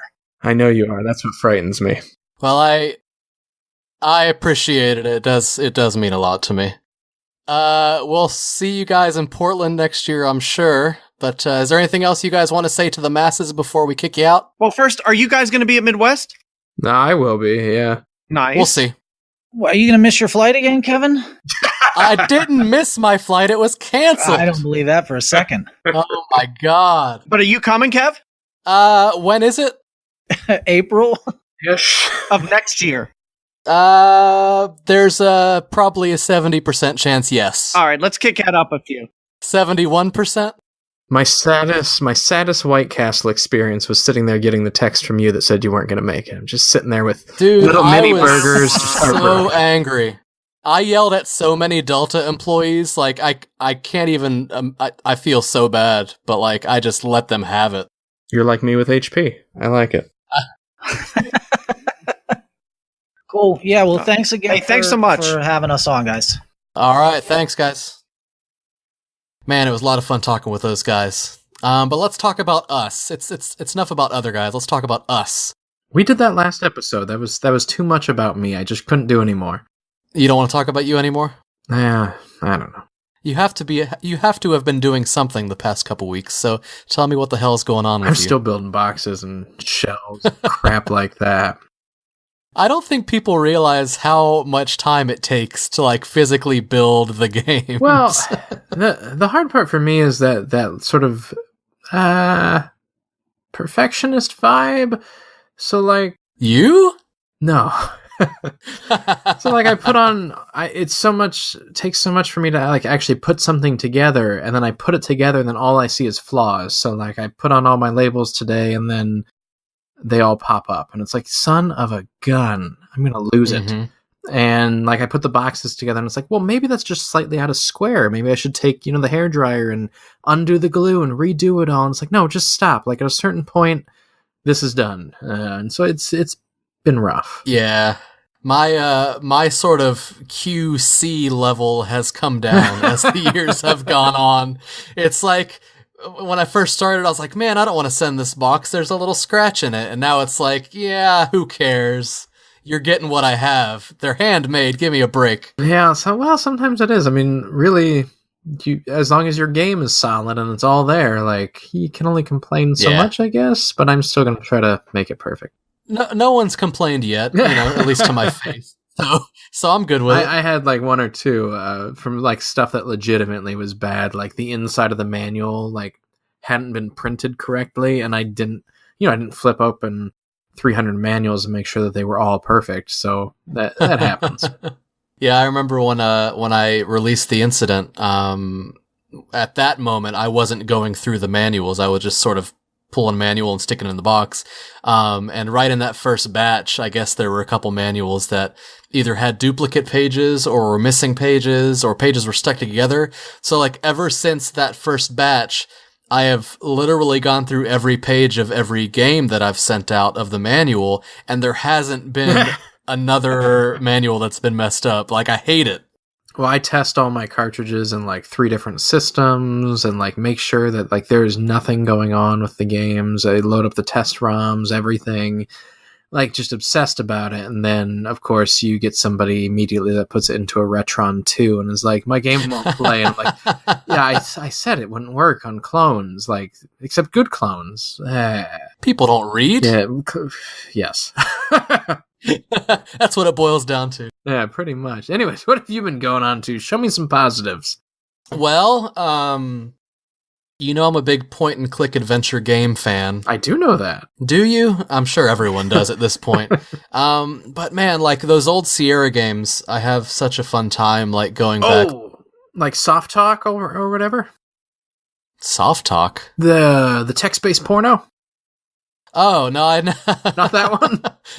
No, not that one. I've actually never played that one because, as far as I know, it's literally the first Leisure Suit Larry game. Like he took the story from that and sort of expanded it and added graphics.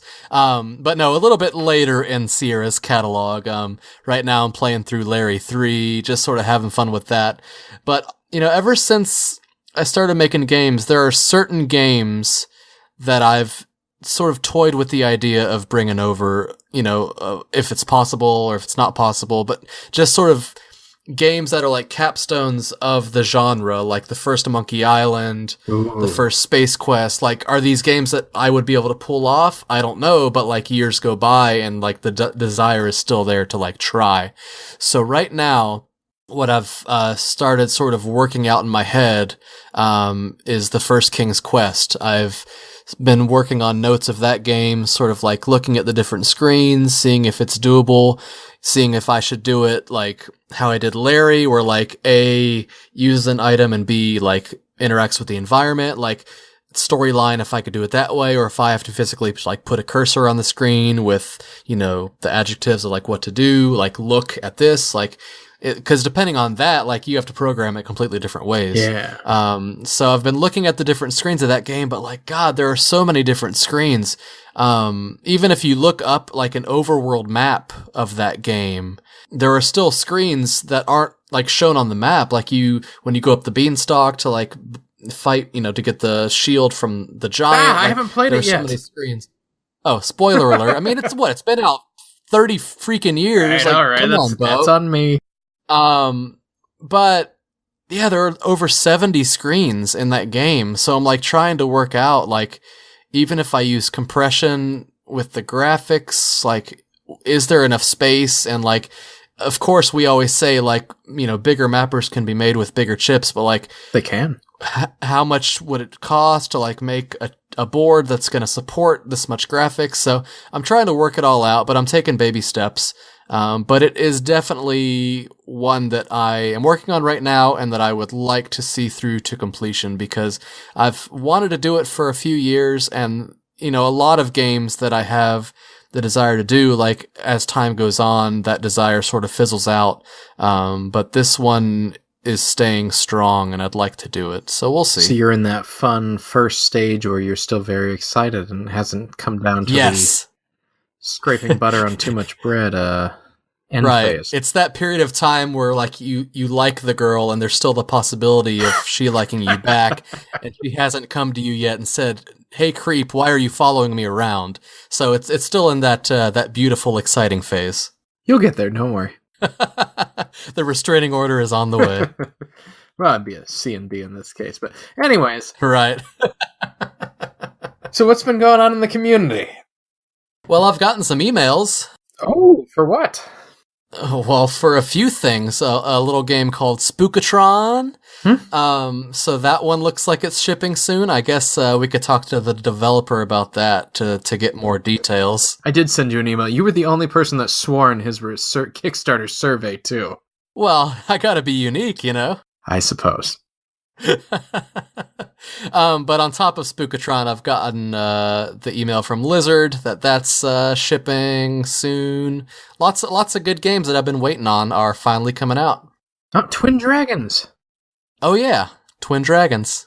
Twin Dragons is shipping already. Like, that's like not quite as fast as Eskimo Bob, but pretty quick. Antoine and team have sort of gotten that finished, which is really exciting because they have teased that they have some other things in the works, and with the quality of Twin Dragons, I'm really curious to see what those things will be. So get this one out and let's get on to the next.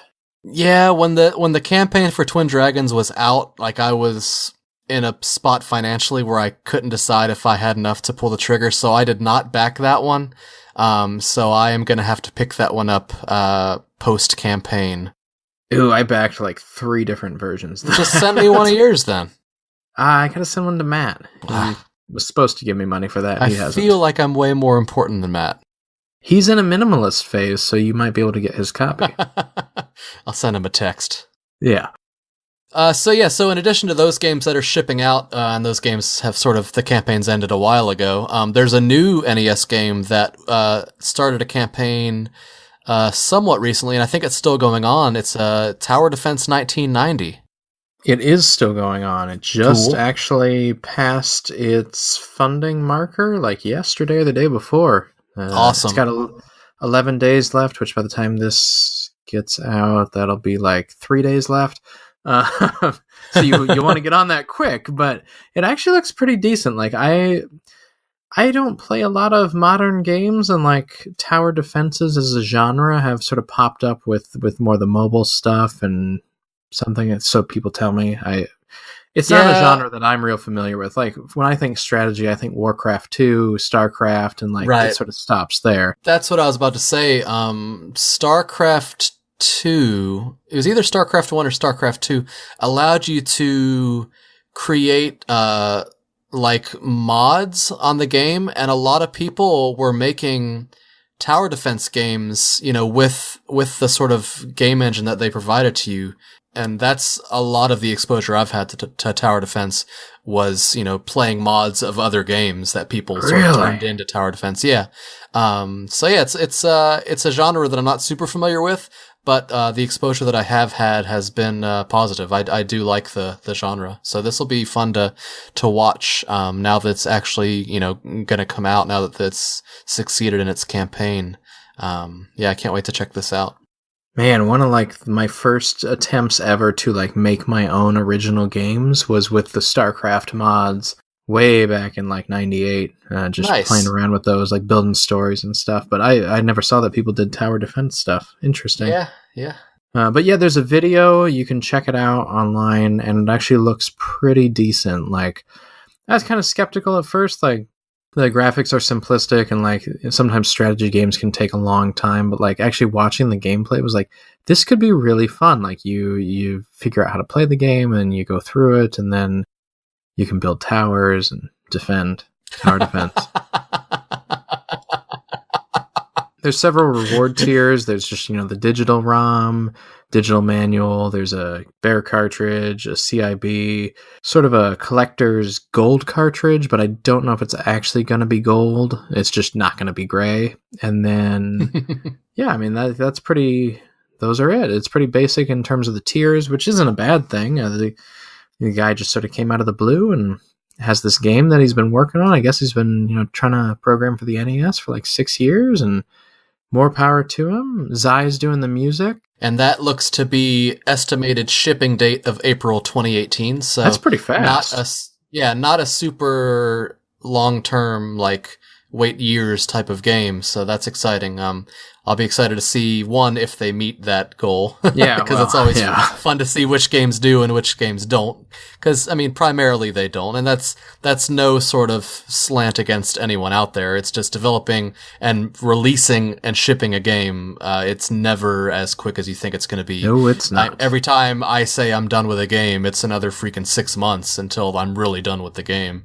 Because there's lots of, loose ends you got to tie it up. But after that, I'm excited to see, how it plays. I really want to sort of give it a try. It's weird, that general shift in the community from like these Kickstarters that were projected to take several years to now these Kickstarters that are projected to take several months and actually mean it. Yeah, and that's when I said I was going to do one for Isolation, I don't want to do it until the game's done, because I don't think that I would feel good about just taking people's money. And I know a lot of people need that money to sort of live while they develop the game. And that's, what they put all their focus into.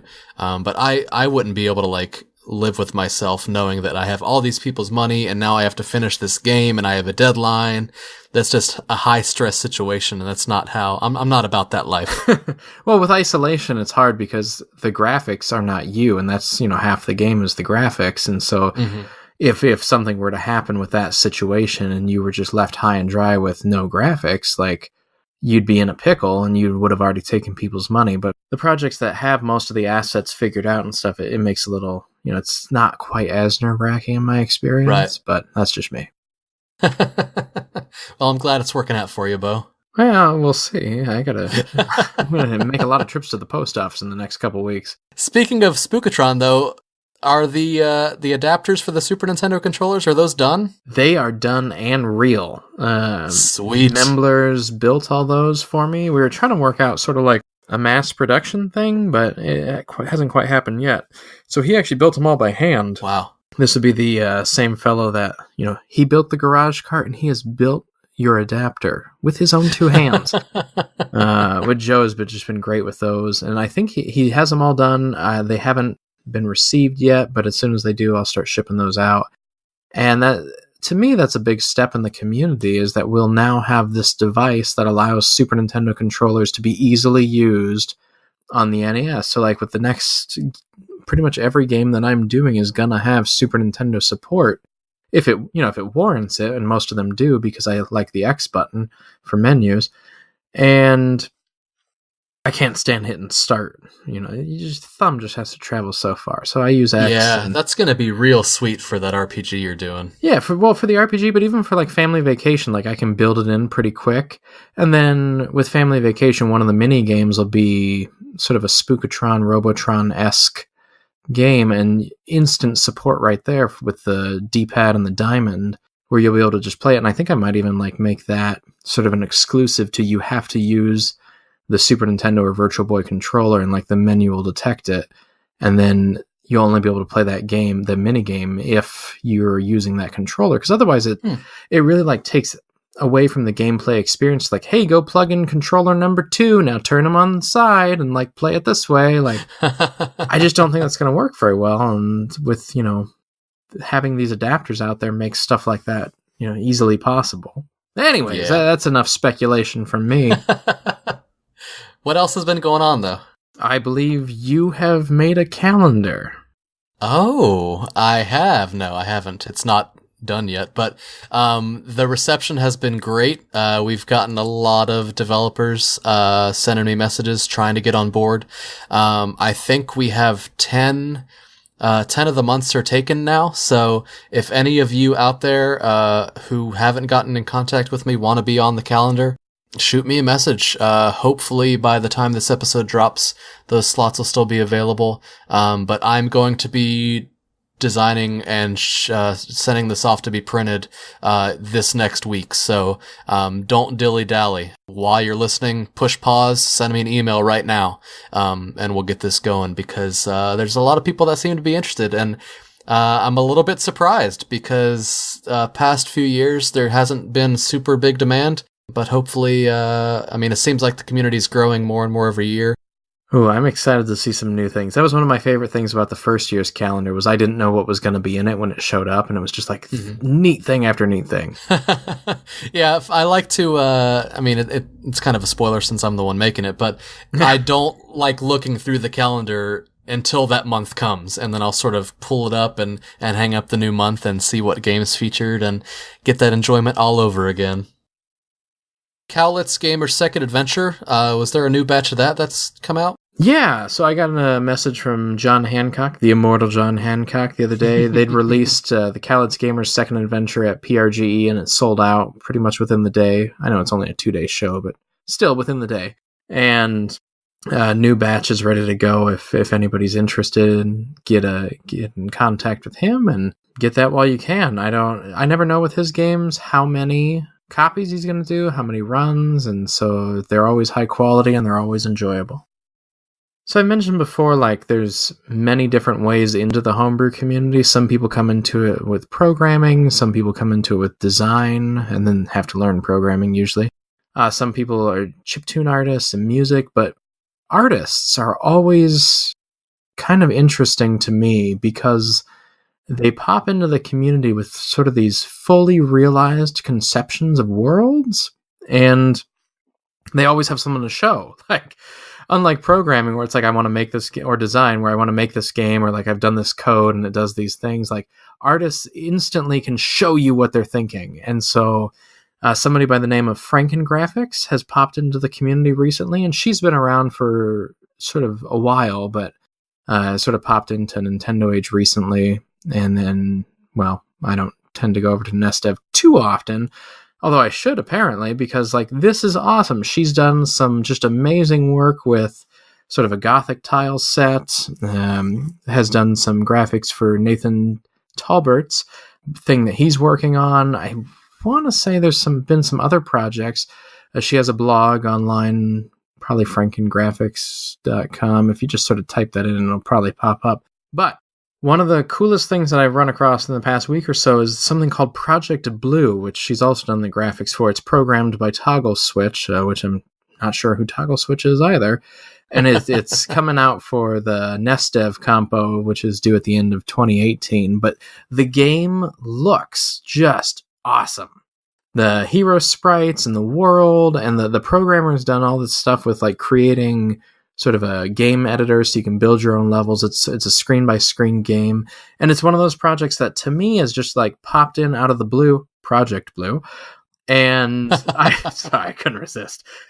And I wasn't expecting it. And suddenly it looks better than a licensed game. And the gameplay looks to be solid. And it's being done by a team. Just looks amazing. Absolutely. Yeah. So she hasn't been on my radar until recently, so I'm really excited to see where she goes in the future and, what projects she works on, because she is a true talent. Her blog is interesting because it sort of traces the development of learning how to do things somewhat, and just different things that she's worked on at different times as sort of works in progress or things to practice on. So check it out. And, yeah, a very friendly person, easy to talk to online, and involved in the community. And last but not least, something that's exciting for the both of us, I think. As some of you probably know, there was a documentary that came out. Was it last year? I think it was last year. Maybe it's the year before. Time's flying. Or the actual release? When the documentary actually released. It hasn't released. Well, in theaters. Oh, in theaters, yeah. Yes. The new 8-Bit Heroes released. Do you remember when that was? That would have been, I think, 2016. Okay, yeah, that's my guess. That's when I first saw it. We've been waiting for this. No, yeah, 2016. You're right. We've been waiting for this documentary to release in a tangible way that we can sort of hold and show to people. So we were both sort of interviewed, and we're in this documentary. We've been waiting for it to come out, and finally, it's been announced that on January 1st, I think, of 2018, it will be available on Amazon. Is it the streaming service that they offer that it's going to be released on? It's not on VHS? It's not on VHS. You know me in technology. You can't ask me if it's going to be available to stream. I don't know. Well, when he said Amazon, I'm assuming that means that it's going to be available on the Amazon streaming service. Yeah, I guess they don't really do physical media, so that would make sense. But he also said that the Blu-rays are currently in production, so hopefully those will be shipping also. If you were, around back when that Kickstarter campaign was launched, back in, it feels like the Ice Ages at this point. It was so long ago. That was like that would have been like 2014, 2015. It's been a while. I mean, I think the projected ship date was 2015, so it's been a while. Well, it's hard to it wasn't the film itself that has been the holdup. It's been finding distribution channels and things like that would get it the most sort of widespread distribution. Yeah, and I'm definitely not trying to put it down in any way, because as you know, Beau, I honestly love the documentary. I loved being a part of it. I love sort of watching it and seeing the people that I consider, pretty good friends now. I mean, they're in there too, just sort of seeing them in their element and seeing someone talk about something that you and I are both so passionate about and bring it to sort of a wider audience. It's fun to be a part of, and I'm excited that more people are finally going to get to see it. So if you have Amazon Prime, and you have that streaming service, definitely check that out. It's called The New 8-Bit Heroes, and it will be available January 1st. It's weird to me that, at the time, it was all very current and it was all very, up to date with everything. But now, a few years later, a lot of those people that are in it are no longer active in the community, and there's a whole nother crowd that's in here that's not part of it. And so hopefully it still has appeal to them, and I think it will. There's so many more people I would love to see in it if it was done today. Yeah, for sure. But the friends that I have that, aren't sort of active in the homebrew community and that have watched it, they have said to me that it is one of the best documentaries they've seen, because it's easy to watch a documentary of something that you yourself are passionate about, but it's harder to watch a documentary of a subject you're not familiar with and truly sort of be engrossed in it. And this documentary in particular seems to have that ability to draw people in that maybe don't know much about NES games. So I'm excited to get some more feedback on it. Yeah, a large part of the documentary is Joe Granato IV's experiences making his own game, but then there's quite a bit with sort of the wider community as a whole in there. So it works on two levels, and it's a solid piece.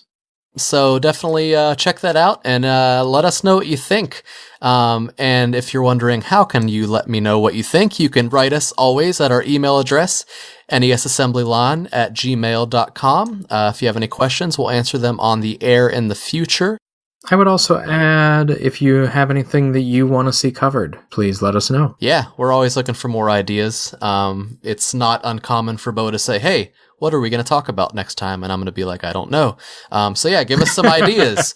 And you can also find us on Twitter. I am at A Ton of Glaciers. Beau is at Soul Goose. You can tweet us there.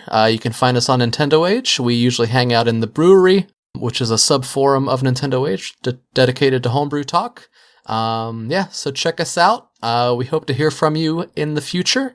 But we're going to close this episode with another song from Haunted Halloween 85. It is actually the mall theme. This is Beau's favorite song in the game, and we wanted to This is because Kevin and I couldn't quite agree on which song should be showcased, but being the music master that he is, he chose the woods. Well, I mean, cornfield. It's nice of us to both sort of show off the songs that we sort of, resonated with us the most. That mall theme is awesome. Yeah, and now you will be able to say the same thing in 2.5 minutes when this song ends. So definitely check out and enjoy the mall theme from Haunted Halloween 85. Thanks a lot, guys.